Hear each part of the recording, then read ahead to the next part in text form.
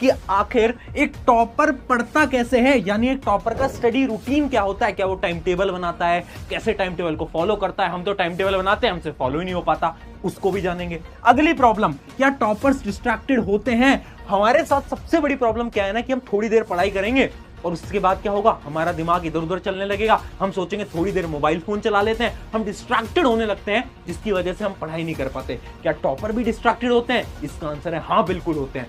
But उनको एक ऐसी टेक्निक मालूम है ना जिसकी मदद से वो डिस्ट्रैक्शन को खत्म करते हैं और वापस से पढ़ाई की तरफ आ जाते हैं, और वो टेक्निक आज मैं तुम्हें बताने भी वाला हूं। अगली चीज, कम पढ़कर ज्यादा मार्क्स कैसे ले आते हैं टॉपर्स?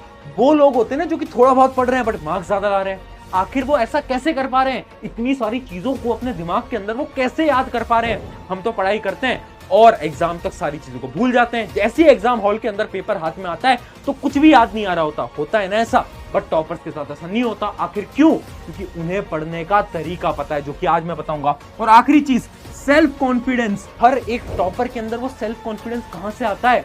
हमारे तो एक दो क्वेश्चन सॉल्व नहीं हो पाते ना, तो हमारा सेल्फ कॉन्फिडेंस एकदम डाउन हो जाता है। तो आखिर टॉपर्स ऐसा क्या कर रहे हैं? कुछ नहीं कर रहे हैं दोस्त। टॉपर्स सिर्फ और सिर्फ 5 स्टेप्स को फॉलो कर रहे हैं। पहला स्टेप, ध्यान से समझना, step number 1, that is topper study routine.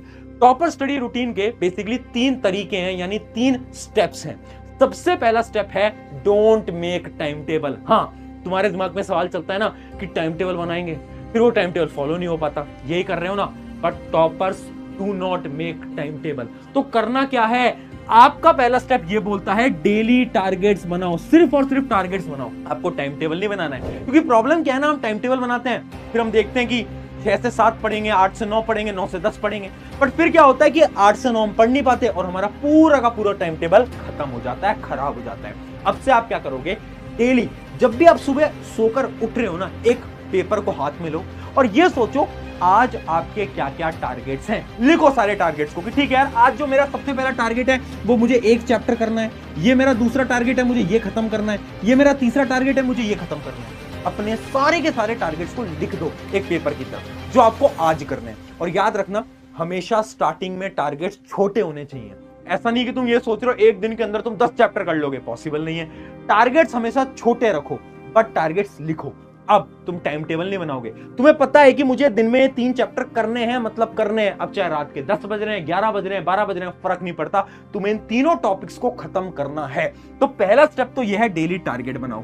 अगली चीज, do not follow many books और टीचर। सबसे बड़ी गलती जो कि हर एक एवरेज स्टूडेंट कर रहा है वो ये है ना, तो ये सोचते हैं कि पहले इनसे पढ़ लेता हूं, फिर इस बुक से पढ़ लेता हूं, फिर यहां से पढ़ लेता हूं।